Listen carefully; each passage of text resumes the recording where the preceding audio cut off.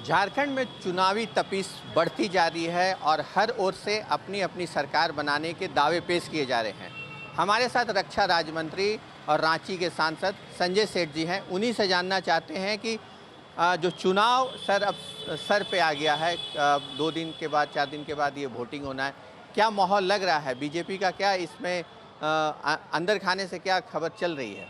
भाई, अंदर खाने बाहर खाने सबसे तरफ से एक ही लहर है कि भारतीय जनता पार्टी के नेतृत्व में इस बार सरकार बनाने जा रही है।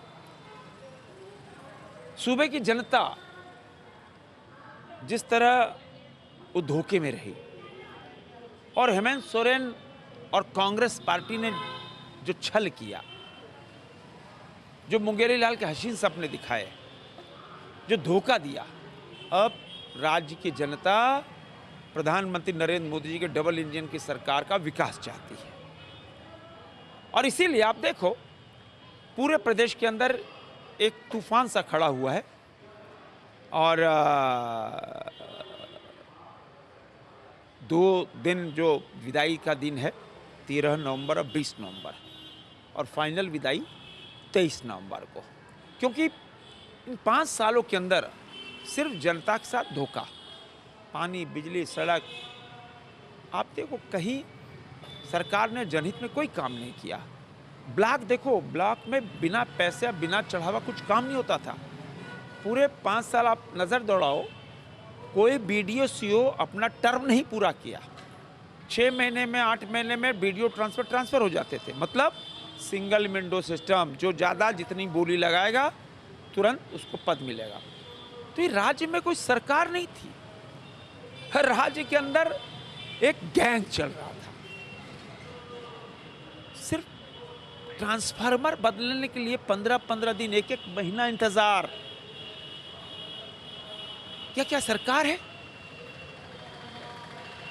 हालात बस से बदतर, कानून व्यवस्था की स्थिति, शहर में राजधानी के अंदर डीएसपी लूटी जाती है, पुलिस मुख्यालय के सामने पुलिस बड़ा पदाधिकारी लूटा जाता है, सुखदेव नगर थाने के सामने गेट पे वकील की हत्या होता है, रोजाना हत्या होती है।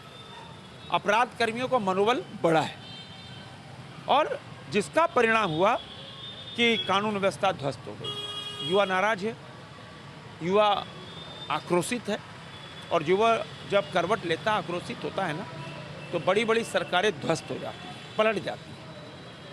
तो आपके पास एक चुनौती भी रहेगी, क्योंकि ये सरकार के बाद जब आप सरकार बनाने की बात कर रहे हैं तो बहुत सारे जन आकांक्षाएं रहेंगी, उसे कैसे फूल फाल करने का मतलब एक रोड मैप तैयार कीजिएगा? आप देखो, देश की जनता से पिछले 10 सालों के अंदर जो जो वायदा पार्टी ने किया, मोदी जी ने किया, एक एक वायदा पूरा हुआ।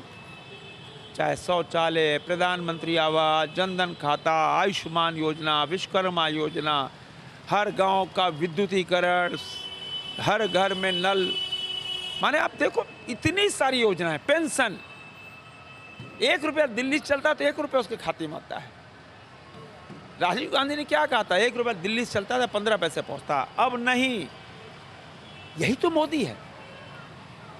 और जो हमने संकल्प लिया है गोगो दीदी योजना के तहत, हर महीने की 11 तारीख को 2100 रुपया खाते में, और इसकी शुरुआत 11 दिसंबर को हो रही है। गोगो दीदी से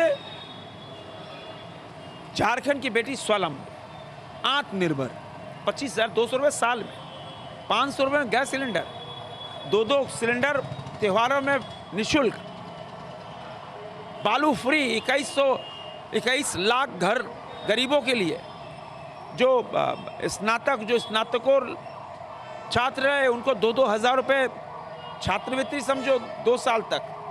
माने इतनी सारी योजनाएं, और ये लोक कल्याण वाली, जनहित वाली, कोई चुनावी शगुफा नहीं, ये तो संकल्प है। आप देखो जो संकल्प पिछले 5 सालों से लगातार 5 केजी राशन गरीब कल्याण योजना के तहत फ्री, निःशुल्क, दुनिया का कोई देश नहीं कर पाया, मोदी ने कर दिया। चल रही योजना। एक गेम चेंजर की एक बात हो रही है, कल मोदी जी आ रहे हैं और उनका एक रोड शो भी है, कितना बड़ा गेम चेंजर साबित होगा ये? देखो, मोदी जिन्होंने देश की तस्वीर बदल दी, दुनिया मोदी की ओर देख रही है। दुनिया में शांति लाना है, मोदी को बुलाओ। दुनिया में सौहार्द लाना है, मोदी को बुलाओ। यूक्रेन रसिया का युद्ध खत्म कराना है, मोदी को बुलाओ। इजराइल अरब कंट्री में तनाव कम करना है, मोदी को बुलाओ।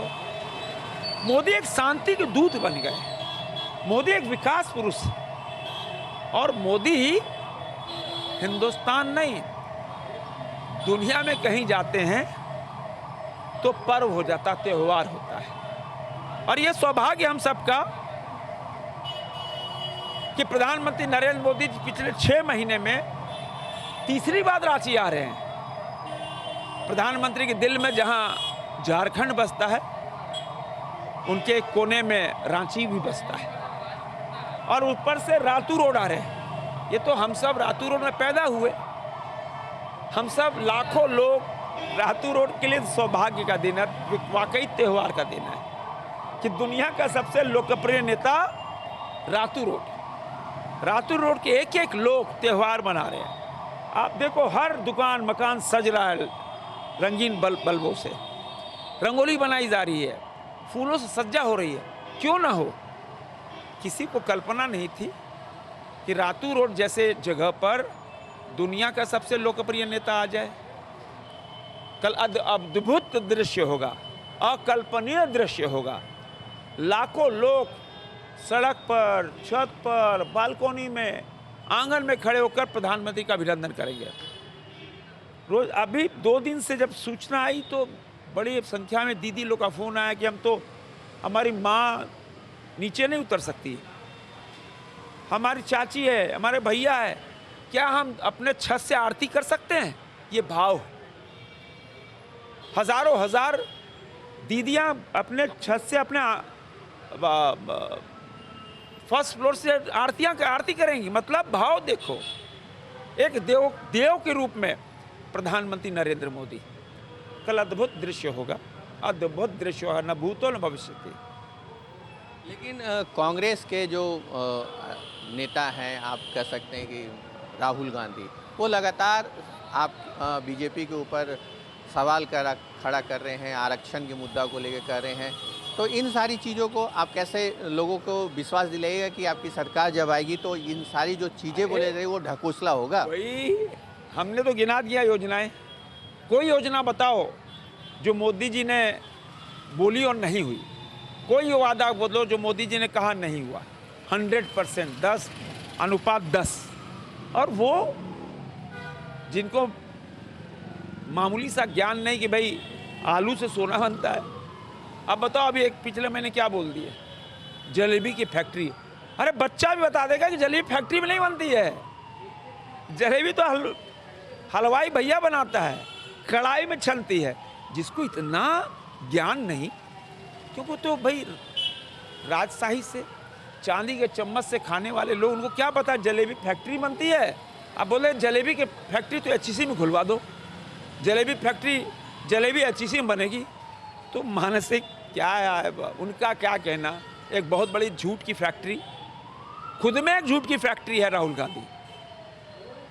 हिंदुस्तान के बाद किसी देश में जाते हैं, एक ही एजेंडा रहता है, देश को बदनाम करो, देश के खिलाफ बोलना। इस बार झारखंड से मेरी बात लिख रहा, 23 तारीख को आप दिखाना मेरी ये स्टेटमेंट। झारखंड से कांग्रेस पार्टी वॉश आउट हो जाएगी, नाम लेने वाला नहीं बचेगा। जिस कांग्रेस पार्टी ने राम को नकार दिया, राम तो कोई है ही नहीं, राम तो काल्पनिक है। क्या राम काल्पनिक है? राम पुरुषोत्तम है, राम भगवान है। जिस प्रभु श्री राम के जन्म स्थल पर मंदिर बना, उसके आमंत्रण को ठुकरा दिया यही कांग्रेस पार्टी। तो जनता तो जवाब मांगेगी। कांग्रेस पार्टी का इस प्रदेश से सफाया है। और जेएमएम जो जनता के साथ जिसने धोखा किया, देखना इस बार उसकी क्या गति होती है। एक अंतिम सवाल है, आपके लोकसभा क्षेत्र में 6 विधानसभा पड़ते हैं, क्या रिजल्ट होने की आपकी आशा दिख रही है? 6-0। 6-0। ऐसा आत्मविश्वास कह रहा है या कि माहौल देख के कह रहा है? मेहनत, ना आत्मविश्वास, ना माहौल। 365 डेज से हम सब मेहनत करते हैं। आप तो मेरे को कवर करते हो ना, मेरा सोशल मीडिया देखो, रोजाना 250 से 300 किलोमीटर रोज घूमता हूँ और अपनी मेहनत के बल पे, कार्यकर्ताओं के मेहनत के बल पे, जनता के आशीर्वाद जो है और मोदी जी का विकास, उसके बल पे कहूँगा 6-0 से ये मैच जीतेंगे। रांची लोकसभा 6-0 से मैच जीतेगी। तो ये थे रक्षा राज्य मंत्री संजय सेठ, जिन्होंने आशा व्यक्त की है कि इस बार प्रदेश में बीजेपी की सरकार बनेगी और उनके क्षेत्र, उनके लोकसभा क्षेत्र के अंदर में 6 विधानसभा आती हैं और 6 विधानसभा में कमल खिलेगा। और साथ ही उन्होंने एक दावा भी किया है कि इस बार कांग्रेस का यहाँ से सफाया हो जाने वाला है।